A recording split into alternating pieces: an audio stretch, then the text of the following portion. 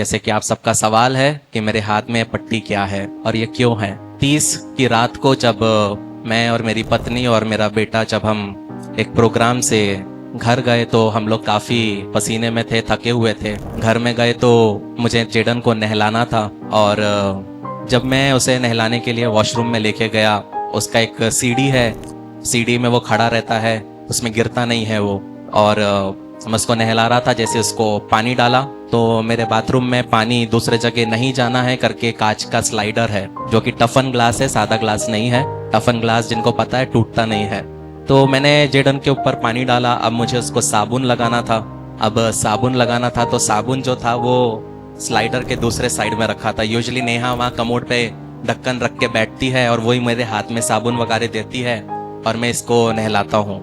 अब उस दिन पता नहीं क्या हुआ, मैंने स्लाइडर को थोड़ा सा धक्का दिया लेकिन वो नहीं हुआ। फिर दूसरी बार उसको धक्का दिया तो जैसे ही धक्का दिया तो वो 7 फीट का टफन ग्लास एकदम से ऊपर से लेके नीचे तक फट गया। इतने छोटे छोटे टुकड़े एकदम से ऊपर से लेके वो मेरे ऊपर गिरे। और ये अच्छा था कि जेडन इस साइड में था, मैं एकदम से नीचे झुक गया कि जो भी कांच है वो मेरे ऊपर गिरे, जेडन पे ना गिरे। और बहुत जम के आवाज आई बाथरूम में, इतना यहाँ से लेके इतना इतना पूरा कांच भर गया। और ये पूरे कांच मेरे सर में, मेरे बैक में, वहाँ से लेके नीचे तक ये साइड पूरा ऐसे गिरे, कुछ घुसे और यहाँ पे मेरा काफ़ी डीप कट हुआ। और जेडन मेरे हाथ में था, वो रोने लगा। नेहा तब तक जेडन का तौलिया वगैरह बेड पे रख रही थी कि जब मैं नहला के लाऊं तो उसको लेके जाऊं। और उस मोमेंट में स्वर्ग ने मुझसे बात किया। मैं वहाँ पे इस परिस्थिति में एकदम से जब ये हुआ कि कांच फूटा, ये कुछ 5 से 10 सेकंड की वाकया होगी।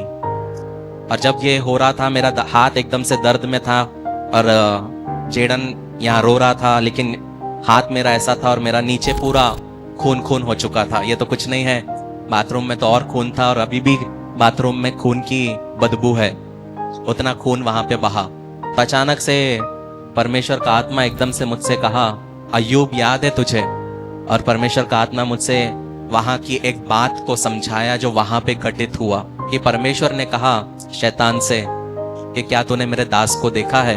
इसकी जिंदगी में इतना दुख है, शारीरिक तौर पे और बहुत सारी चीजें जो मैं आपको नहीं बताना चाहता।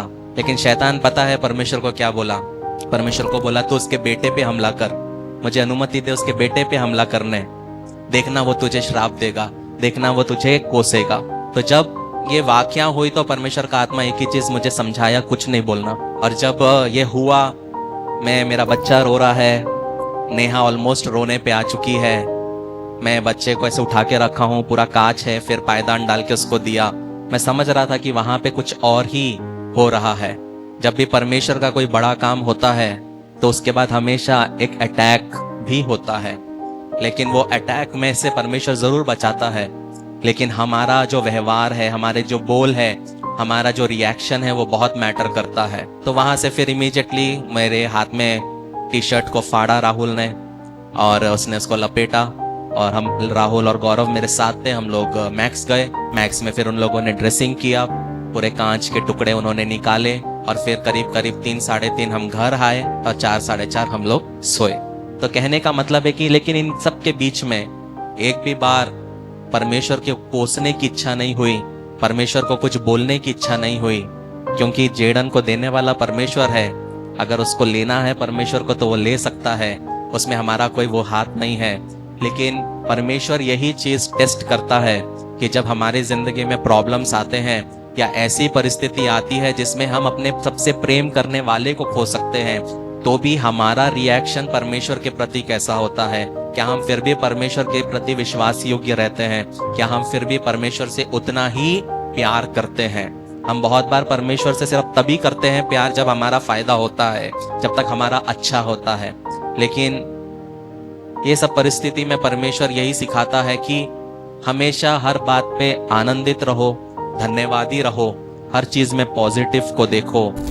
अगर आप एक मसीही जीवन साथी ढूंढ रहे हैं तो आज ही डाउनलोड करें मसीही साथी ऐप।